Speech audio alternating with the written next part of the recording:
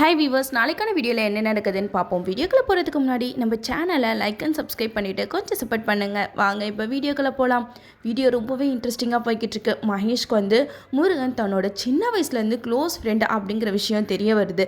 அதனால முருகன் கிட்ட ரொம்பவே நல்லா ஜாலியாக பேசிக்கிட்டு இருக்காங்க.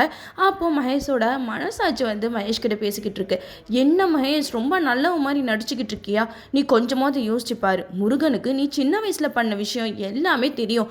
அதை மட்டும் அஞ்சலி வீட்டாருங்ககிட்டே சொன்னால் உன் நிலைமை என்ன ஆகும்?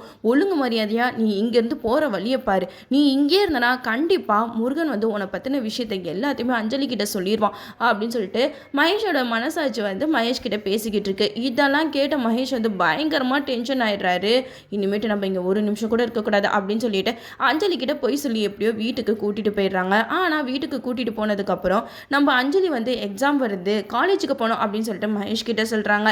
இதை கேட்ட மகேஷ்க்கு அஞ்சலிக்கு காலேஜில் நிறைய ஃப்ரெண்ட்ஸ் இருக்காங்க. அந்த ஃப்ரெண்ட்ஸை பார்த்தோன்னே நம்மளை மறந்துடுவாளோ, நம்ம கிட்ட டைம் ஸ்பெண்ட் பண்ணுறதை கம்மி பண்ணிடுவாளோ அப்படின்னு சொல்லிட்டு பல எண்ணங்கள் மகேஷ் மண்டையில் ஓடிக்கிட்டு இருக்கு.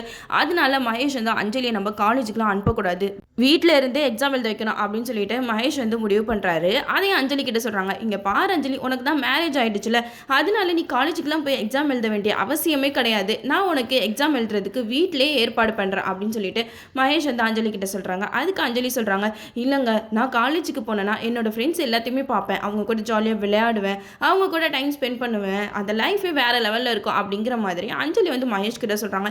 இதை கேட்ட மகேஷ் பயங்கரமாக கோவப்படுறாங்க. நம்ம இதுக்கு மேலே அஞ்சலி கிட்ட வேணான்ட்டு சொன்னோன்னா அவளுக்கு நம்ம மேலே டவுட் வந்துடும்.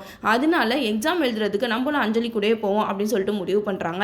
அஞ்சலி கிட்ட சொல்கிறாங்க, அஞ்சலி நீ காலேஜுக்கு எக்ஸாம் எழுதுறதுக்கு தாராளமாக போ, ஆனால் நான் உன் பக்கத்துலேயே தான் நான் இருப்பேன் அப்படின்னு சொல்லிட்டு அஞ்சலி கிட்ட மகேஷ் சொல்கிறாங்க. இதை கேட்ட அஞ்சலிக்கு பயங்கரமாக ஷாக் ஆகுது. அஞ்சலி சொல்கிறாங்க, இல்லை உங்களுக்கு வேலைலாம் இருக்கும்ல, நீங்கள் ஆஃபீஸ் வேலையெல்லாம் பாருங்கள், நான் எக்ஸாம் எழுதிட்டு வீட்டுக்கு வந்துட போகிறேன் அப்படின்னு சொல்லிட்டு அஞ்சலி மகேஷ் கிட்ட சொல்கிறாங்க. அதுக்கு மகேஷ் சொல்கிறாங்க, இல்லை எனக்கு நீ எப்படிலாம் எக்ஸாம் எழுதுற, உன்னோட ஃப்ரெண்ட்ஸ் யார், அவங்க எல்லாத்தையுமே நான் பார்க்கணும் அப்படின்னு சொல்லிட்டு மகேஷ் நானும் உன் கூட காலேஜுக்கு வரேன் அப்படின்னு சொல்லிட்டு சொல்கிறாங்க. வேறு வழி இல்லாமல் அஞ்சலி சரி இவரையும் கூட்டிகிட்டு போவோம் அப்படின்னு சொல்லிட்டு முடிவு பண்ணுறாங்க.